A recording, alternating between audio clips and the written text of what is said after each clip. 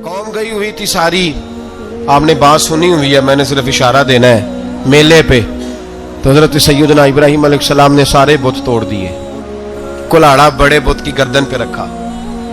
वापस आए, कहने लगे बुत किसने तोड़े हैं? तो फरमाया इससे पूछ लो जिसकी गर्दन पे कुल्हाड़ा है। कहने लगे ये तो बोल ही नहीं सकता। तो फरमाने लगे बड़े बेवकूफ हो जो बोलता ही नहीं, सुनता ही नहीं, अपना आप नहीं बचा सकता, उसकी पूजा करते हो। कहने लगे पकड़ो, दलीलें खत्म हो गई, इसको आग में डालो। बहुत बड़ी हवेली 45 फुट मुरब्बा पे मुश्तमिल एक हवेली बनाई गई और 45 फुट ऊंची। मुख्तलिफ रिवायात लामा इस्माइल हक्की कहते हैं कि 3 महीने तक नमरूद ने कहा कि इसके अंदर लकड़ियां डालो। लोग पूछने लगे कितनी दुनिया जलानी है? कहने लगा बंदा तो एक जलाना है, पर बंदा बड़ा तगड़ा है, एक बंदा। 3 महीने लकड़ियां डाली गई। और लोगों की जो तुहम्मात होती है ना, वो बड़ी अजीब होती है। तुहम्मात मैंने बड़ी तफसील से रमजान मुबारक में गुफ्तगू की थी। बदशगुनी तुहम्मात लोग लेते हैं, उस वक्त भी लोग तुहम्मात का शिकार हो गए। अकीदा बिगड़ जाता है तो वो अजीबो गरीब बातें करने लगता है, तुहम्मात का शिकार हो गए। बीबियां नजर मानती, मैं बीमार हूं, अगर सही हो गई तो इतने मैं लकड़ी दूंगी हजरत इब्राहिम की आग जलाने के लिए। एक औरत लेके जा रही है लकड़ियां, तो एक नेक दिल आदमी ने उससे पूछा कहां जा रही हो? कहने लगी मैंने मन्नत मानी थी तो हजरत इब्राहिम अलैहिस्सलाम को माज अल्लाह जलाने के लिए लकड़ियां लेके जा रही हूं। तो वो रब करीम के बंदे कहने लगे तू ढूंढती रहेगी, तुझे वो जगह मिलेगी नहीं। वो बीबी कई महीने घूमती रही, जगह ही नहीं मिली जहां लकड़ियां डालनी, मारी गई। तो हम्मात का शिकार हुए बहुत सारे लोग। तो हम्मात का भाई, तो हम्मात दीन के अंदर मना है। तो हम्मात दीन में कोई नजर मानना, कोई किसी बुजुर्ग के मजार पे जाके साले सवाब के लिए कोई चीज मानना, ये तो दुरुस्त हुआ। लेकिन गैर शरी नजरें मान लेना कि मैं आग के गिर्द चक्कर लगाऊंगा, मैं जनाब वहां जाके ये वाला तमाशा करूंगा, मैं धागा बांधूंगा, मैं रस्सा काटूंगा, मैं वहां गंदे औ से पानी पीऊंगा, इनकी शरीयत इजाजत, ये तुहम्मात हैं, बदशगुनी है। दीन में इनकी कोई गुंजाइश। आप नजर मानने से पहले भी किसी आलिम से राब्ता करें कि मैं मन्नत मांगने लगा हूं तो कैसे माननी चाहिए, उसका तरीका पूछें। ऐसे ही गलत चीज की मन्नत थोड़ी मान ली जाएगी। 12 आलामदाम बरसरे मतलब हजरत इब्राहिम के लिए आग जलाई गई। 45 फुट ऊंची आग है, परिंदा भी ऊपर से गुजरता है तो नीचे गिर जाता है जल के। इतने दिन लगा के आग जलाई गई। अब हजरत इब्राहिम को जलाया जाने लगा है। यहाँ तो मौजे है ना, जो किसी इदारे का सरबराह है उसके लिए मौज है, किसी जगह ऑफिसर बन गया तो मौज है, पीर साहब के लिए मौज है, अल्लामा साहब के लिए मौज है, खतीब साहब के लिए मौज है। जलना किसको पड़ता है? वाली कोई नहीं रहा इल्ला माशाअल्लाह। वो लोग गुजर गए जो तकलीफें सह के काम करते थे, गुजर गया जमाना। हजरत सैयदना इब्राहिम अलैहिस्सलाम को जलाया जाने लगा है, तो अब इतनी बड़ी आग है तो डालें कैसे? शैतान ने तजवीज दी कि मंजनीक बनाओ। मंजनीक, बड़े बड़े बांस बांध के उनके नीचे रस्सा बांधो। वो जिस तरह झूलने के लिए झूला बनाया जाता है, इस तरह एक मंजनीक पुराने जमाने में उसमें पत्थर रख के फेंके जाते थे दुश्मनों पे। वो मंजनीक बनाई गई कि दूर से हजरत इब्राहिम को फेंकेंगे। हाथ हजरत इब्राहिम के बांध दिए, पांव मुबारक बांध दिए, पूरी जमीन पे एक नाम लेने वाला खुदा का। और उसको आज रस्सियों में जकड़ा हुआ है। जब फेंका जाने लगा ना आग में, हूरें रोने लगी, फरिश्ते तड़पने लगे, ए अल्लाह ये क्या होने लगा है? एक तेरा खलील और वो भी आग में। फरमाया जाओ जाके उससे कहो अगर तुम्हारी मदद लेता है तो उसे बचाओ। हवा का फरिश्ता आया, कहा इब्राहिम अगर तू कहे। ओ भाई, इन चीजों को कहानी समझ के ना सुना करें, ये दास्तान नहीं, ये वो तरीके हैं जो हमारे रसूल ने हमें अपनाने का हुक्म इरशाद फरमाया है। जो अकीदे, ये वो नजरियात है जो हमें ओढ़ने को कहा गया। अपने रब करीम की रिजा पे राजी रहने के ये वो खूबसूरत मौके हैं सूफिया ने जिनको बनाकर समझाकर हम तक पहुंचाया है। ये है अहले तरीकत की बातें। वो कहते हैं यार जिस हाल में रखे राजी रहना है। हजरत इब्राहिम अलैहिस्सलाम को फेंका जा रहा है, फरिश्ता आया, ए अल्लाह के खलील अगर हुक्म दो तो इतनी हवा चलाऊं कि नमरूदी जल जाए सारे, आग उन पे फेंक दी जाए। आपने फरमाया तू जा, तुझसे मुझे कोई काम नहीं। थोड़ी देर के बाद पानी का फरिश्ता आया, कहा हुजूर इतनी बारिश बरसाऊंगा कि आग बुझ जाएगी। फरमाया तू जा, तुझसे कोई काम नहीं। अब जब मंजनीक में रख दिए गए, आग में जाने का लम्हा है, तैयारी है, हजरत जिब्रील अमीन हाजिर खिदमत हुए। कहा इब्राहिम कोई हाजत? फरमाया तुझसे कोई नहीं।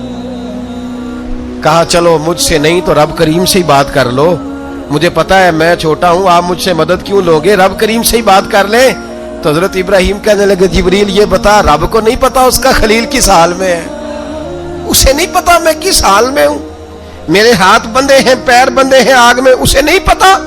बताया तो उसे जाता है जिससे खबर ना हो। तो अगर उसे पता है, तो अगर वो जलाने पे राजी है तो मैं भी जलने को तैयार हूं, मैं तैयार हूं, मैं तैयार हूं। उसे कहो ठीक है। हजरत सैयदना इब्राहिम अलैहिस्सलाम को मंजनीक में डाल के जो फेंका आग में, या नारुकूनी बरदम व सलामन अला इब्राहिम, अल्लाह ने फरमाया ए आग मेरे इब्राहिम पे ठंडी भी हो जा और सलामती वाली भी हो जा। हजरत इब्राहिम को दो फरिश्तों ने बिठा दिया जमीन पे, फूल खिले हैं, कौंपलें महक रही हैं, कलियां खुशबू दे रही हैं। हजरत इब्राहिम ने सर सजदे में रख दिया, सुबहान अल्लाह वल्हम्दुलिल्लाह वला इलाहा इल्लल्लाह वल्लाहु अकबर। हजरत इब्राहिम अल्लाह की तस्बीह पढ़ने लगे, रब करीम का शुक्र बजा लाने लगे। निकले वहां से, कुछ दिन गुजर गए, निकले, हुक्म हो गया इब्राहिम इलाका छोड़ दो। हजरत इब्राहिम अलैहिस्सलाम वहां से निकल के मिस्र आए, चचा के पास ठहरे। उन्होंने अपनी बेटी जनाबे सारा का निकाह कर दिया। कुछ आगे बढ़े तो एक जालिम बादशाह से टकराए। उसने एक शहजादी, एक बादशाह की बेटी कैद की हुई थी, जनाबे हाजरा नाम था, उनको कैद से छुड़ा के साथ लाए। हजरत लूत अलैहिस्सलाम भी साथ। ये 4 लोगों का काफिला चला, फलस्तीन में जाके पड़ाव डाला, घर बार छोड़ा, तबलीग शुरू हुई। हजरत इब्राहिम के घर में 2 खवातीन है, एक आपकी बीवी हैं, एक हजरत हाजरा है, औलाद कोई नहीं। बड़ा मेवा है मीठा, घर वही आबाद होता है जिसमें बच्चे रोते हैं, घर होता ही वो है जिसमें बच्चों की चंचनाहट होती है, भिन भनाहट होती है। हजरत इब्राहिम ने एक बच्चा रोते हुए देखा तो आंखों में आंसू आए, कहने लगे रब्बी हबली मिनस सालिहीन, या अल्लाह मुझे भी नेक औलाद अता कर दे। हजरत सारा ने सुन लिया, कहने लगी इब्राहिम शायद मेरे बतन से तो आपको नसीब नहीं, हाजरा से निकाह कर लो। नाबे हाजरा से निकाह हुआ। अल्लाह तो बड़ा बेनियाज है, रब करीम ने हजरत इस्माइल जैसा खूबसूरत बेटा अता फरमाया। बेटा काला स्याह भी हो तो सीने की ठंडक होता है, पर ये तो वो बेटा है जिसकी पेशानी में नूरे मुहम्मदी चमकता है सल्लल्लाहु अलैहि वसल्लम। हजरत सैयदना इस्माइल अलैहि इतने खूबसूरत। अब जिस बीवी के यहाँ बेटा था, बैठना उठना भी ज्यादा उसके पास, आना जाना भी उसके पास, तवज्जो उधर हो गई। जनाबे सारा रश्क करने लगी। एक दिन कहने लगी इसे छोड़ आ जंगल में, वादी गैर ज़ीज़र मक्के के पास। भाई एक बेटा आलमे दीन बना लो। कहने लगा रोटी कहां से खाएगा, तेरे 5 बेटे हैं को हाफिज़े कुरान बना, कहते रोटी कहां से खाएगा। वो बच्चा भी कहता है मैं कहां से खाऊंगा।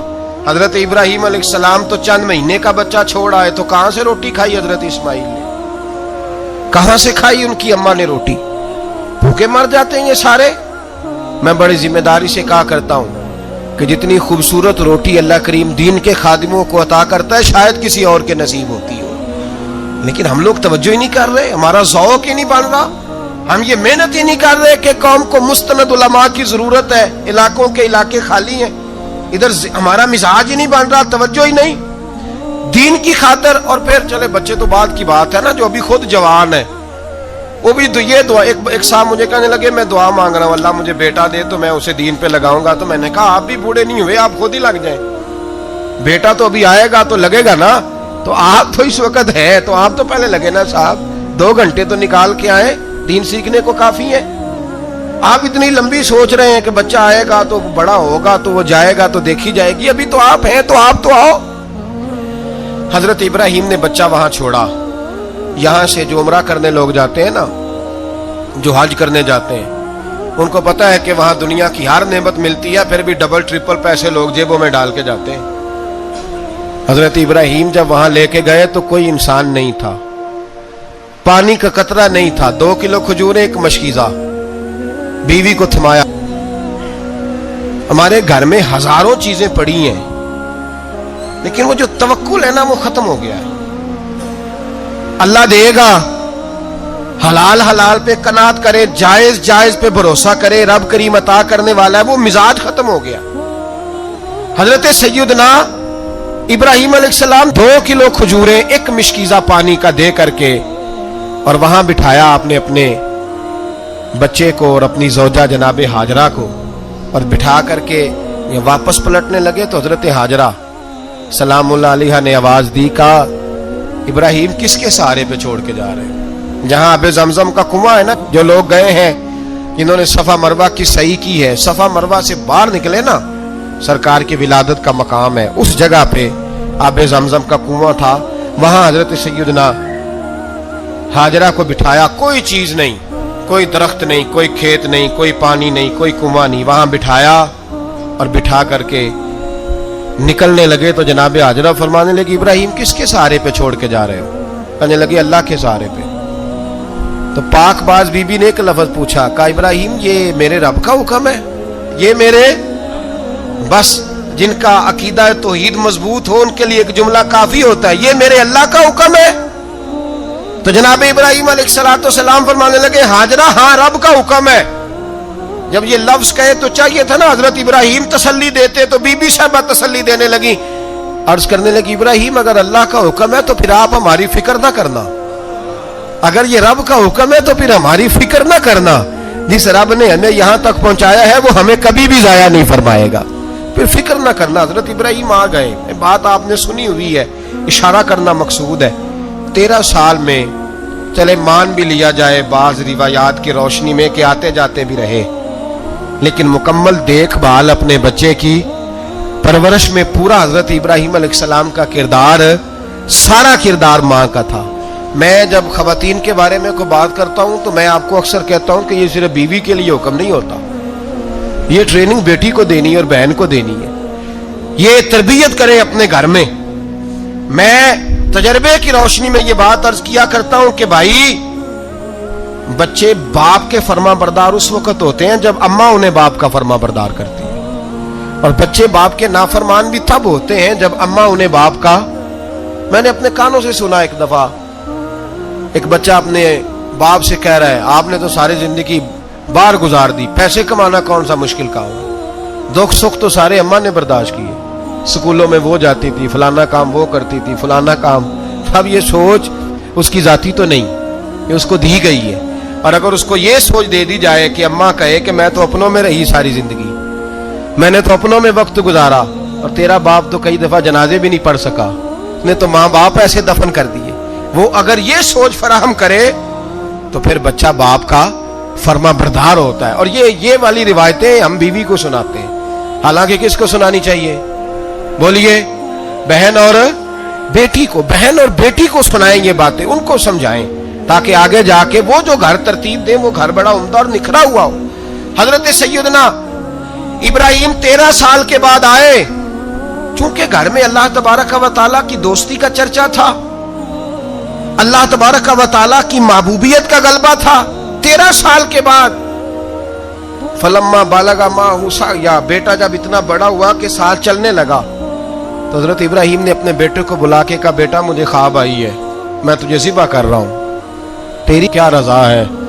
تو حضرت اسماعیل کہنے لگے یا ابت افعل ما تؤمر, ابا جی اللہ جیسے حکم دیتا ہے میرے ساتھ ویسے ہی کریں, جیسے اللہ حکم دیتا ہے ویسے ہی, بولیے, ویسے ہی کریں. حضرت ہاجرہ کو کہا کہ ایک دوست نے دعوت کی ہے تو وہاں جا رہے ہیں. بی بی مطمئن ہے, تفصیلات کی ضرورت نہیں, ختم بات, اعتبار ہے, مطمئن ہو گئی. شیطان پیچھے سے آیا اماں کے پاس. ذرا تھوڑی دیر کے لیے تصور جمائیے, یہاں تو پڑوسن آ کے کوئی بات بتا دیتی ہے خاوند کے بارے میں تو کئی مہینے جھگڑا جاری رہتا ہے, پڑوسن محلے دار. شیطان نے آ کے بتایا لفظ کیا ہے؟ کہا حضرت تمہیں پتا ہے کہاں جا رہے؟ کہا دوست کی دعوت میں. تو کہنے لگے دوست کون ہے؟ رب کریم, اور ابراہیم کا خیال ہے کہ اس رب نے مجھے حکم دیا ہے کہ میں ذبح کروں. تو حضرت ہاجرہ کہنے لگی کبھی باپ بھی بیٹا ذبح کرتے ہیں؟ شیطان کہنے لگا ان کا خیال ہے کہ ان کے رب نے حکم دیا ہے. جناب ہاجرہ فرمانے لگی اگر رب نے حکم دیا تو پھر تو مجھے شیطان لگتا ہے, تو مجھے شیطان لگتا ہے. کہا کیا مطلب؟ فرمانے لگی اگر رب کریم کا حکم ہے تو میرے پاس ایک اسماعیل ہے، اگر 1000 بھی ہوتے میں سارے اللہ کے راستے میں پیش کر دے دیتی۔ مالک کا ہی تو ہے سارا کچھ، اسی کا ہے، اس میں لیت اللہ کی کیا گنجائش۔ حضرت سیدنا ابراہیم علیہ السلام نے بیٹے کے حلق پہ چھری رکھ بھی دی اور چھری چلا بھی دی، رکھ بھی دی، اور وہ تو اللہ کریم نے فرمایا یا ابراہیم قد صدقت الرؤیا، ابراہیم تو نے خواب سچا کر دکھایا، وہ قیامت تک تیرا نام رہے گا۔ حضرت ابراہیم نے وطن بھی دیا، جان بھی دی، بیٹا بھی، اللہ کریم نے دمبے دیے، فرمایا یہ فدیہ ہے۔ اب یہ قربانی قیامت تک حضرت ابراہیم کے طریقے کے مطابق جاری ہے۔ حضرت ابراہیم بہت بڑے مہمان نواز تھے، بہت بڑے۔ آپ جب مصر میں قیام تھا تو بڑے بڑے لمبے چوڑے لنگر پکتے تھے، لوگ آیا جایا کرتے تھے، بڑا تفصیل کے ساتھ کھانا ہوتا تھا۔ مہمان نوازی آپ کی خاص صفت مبارکہ ہے۔ ہمارے ہاں بھی مہمان نوازی ہوتی ہے امیروں کی، بلکہ اب تو مہمان نوازی اس طرح کی ہے کہ کل تیری میرے پاس دعوت ہے اور پرسوں میری تیرے پاس ہے۔ وہی امیروں میں وہ چکر رہتا ہے، پارٹیاں دوست ایک دوسرے کو ڈالتے ہیں، تیری طرف پارٹی تیری طرف، اور اسی انداز میں اب یہ عید آئے گی نا، ٹکا پارٹیاں ہوں گی جگہ جگہ، اور لوگ سوال پوچھنے لگے ابھی سے، کہتے ہیں قربانی کا کتنا گوشت گھر رکھنا جائز ہے، قربانی کا کتنا گوشت گھر رکھنا جائز ہے؟ سارا ہی جی، اس لیے فریزر لے لے، فریج سے نہیں کام چلے گا، سارا ہی جہاز گھر رکھنا سارا ہی جائز ہے، رکھ لیں۔ او خدا کے بندے، قربانی وہ بندہ دیتا ہے جو سارا سال ہی گوشت کھاتا ہے، صحیح کہہ رہا ہوں؟ قربانی صاحب نصاب، صاحب استطاعت بندہ دیتا ہے نا، تو وہ سارا سال ہی گوشت، تو سارا گھر میں رکھنا بھی جائز ہے، لیکن سارا دے دینا بھی، تو جو آ رہی ہے اس پہ کیوں توجہ کرتے ہو؟ جو دوسرا جائز ہے اس پہ کیوں نہیں عمل کرتے؟ سارا تقسیم کر دیں، بات ختم ہوئی۔ یقین کریں، محرم میں جا کے دوست ٹیلی فون کر کے سوال پوچھتے ہیں، کہتے ہیں صاحب سنا ہے قربانی کا گوشت محرم میں کھانا جائز نہیں، میں کہ نہیں، ربیع الاول چ بھی جائز جی، رجب رمضان تک کھاؤ، کوئی بندہ نہیں منع کرتا، اس لیے کہ کسی کو دینا تو پسند ہی نہیں، یا پھر اس میں سے جو خاص چیزیں ہیں وہ اپنی فریج میں، اور باقی جو ہے وہ دوسروں کے لیے۔ یہ کیا طریقہ ہے ہمارا؟ اور اسی پہ عمل ہے۔ اللہ تبارک و تعالی ہمیں سمجھنے کی توفیق عطا فرمائے۔ حضرت ابراہیم بہت بڑے مہمان نواز تھے، صرف قربانی نہیں دیتے تھے، سارا سال بہت سارا لنگر، بہت سارا کھانا پینا، بہت ساری چیزیں جاری رہتی تھی۔ اور جتنے غریب لوگ تھے فلسطین کے، ان کو پتا تھا کہ حضرت ابراہیم علیہ السلام کا لنگر جاری ہے۔ فلسطین میں جب آپ کا قیام تھا، ایک دفعہ ڈھیروں مہمان آ گئے اور کھانے کو کوئی چیز نہیں۔ حضرت سارہ اور جناب ہاجرہ دونوں اس وقت موجود تھیں۔ وہ کہنے لگی ابراہیم بہت سارے مہمان آ گئے تو کیا کریں؟ جناب سارہ کہنے لگی کس طرح کر کے ان کی مہمان نوازی کرنی؟ اور حالات یہ ہیں کہ قحط پڑا ہوا ہے فلسطین میں، مصر میں، دور دراز علاقوں میں۔ تو حضرت ابراہیم کہنے لگے یہ اللہ کے مہمان ہیں اور ہمیں رب کریم کا بندہ سمجھ کے آ گئے ہیں، اللہ ہی بندوبست کرے گا۔ فرمانے لگے میرا مصر میں ایک دوست ہے، وہ قحط کے دنوں میں غلہ جمع کر لیتا ہے، میں اس کی طرف پیغام بھیجتا ہوں، مجھے امید ہے وہاں سے غلہ ملے گا۔ 2 3 5 اونٹ والے غلام بلائے اور ان کو کہا کہ جاؤ غلہ لے آؤ مصر کے دوست سے۔ وہ لوگ کہتے ہیں ہم غلہ لینے گئے، وہاں جب پہنچے تو حضرت ابراہیم خلیل اللہ علیہ السلام کا پیغام دیا تو آپ کا وہ دوست کہنے لگا غلہ تو بے شمار تھا، مجھے خبر نہیں تھی کہ حضرت ابراہیم کا پیغام آئے گا، تو میں تو سارا تقسیم کر چکا ہوں، لوگ لے گئے، اب تو کوئی شے نہیں۔ اب وہ خالی آ گئے، 5 کے 5 اونٹ۔ جب خالی آئے تو حضرت ابراہیم کی حویلی کی دیواریں چھوٹی چھوٹی تھیں، ان غلاموں میں سے، خادموں میں سے، آپ کے ان چاہنے والوں میں سے ایک کہنے لگا یار وہ غریب تو انتظار کر رہے ہوں گے کہ غلہ لینے گئے ہیں، ہمیں روٹی ملے گی۔ چھوٹی چھوٹی دیواریں ہیں، وہ جب دیکھیں گے نا خالی آ گئے تو انہیں تکلیف ہوگی، اس طرح کرو بوریوں میں ریت بھر لیتے ہیں، ریت بھر کے لے جاتے ہیں، بعد میں اندر رکھ کے انہیں سمجھا بہلا لیں گے یا حضرت ابراہیم کو بتائیں گے، وہ خود ہی ان لوگوں کی دلجوئی فرمائیں گے۔ اب غلہ کی جگہ ریت بھر کے اونٹوں پہ رکھ کے لائی گئی، لا کے بوریاں جب رکھ دی گئیں، حضرت ابراہیم علیہ السلام دوپہر کے وقت آرام فرما رہے تھے، بی بی سارہ اٹھی، کہتی ہیں جب میں نے دیکھا نا کہ بوریاں پہنچ گئی ہیں تو گئی، غلام کو ساتھ لیا اور اس کو جب کھولا نا تو کہتی اتنی حسین گندم میں نے پہلے کبھی دیکھی نہیں تھی، اتنا پیارا دانا میں نے کبھی ملاحظہ ہی نہیں کیا تھا. فرماتی ہیں جب اس کو پیس کر چکی میں روٹیاں پکائیں تو خوشبو دور دور تک پھیل گئی. اعلیٰ غذا بنی, بڑے بڑے کھانے بیویوں نے مل کے پکائے, چن دیے گئے. حضرت ابراہیم اٹھے تو لوگ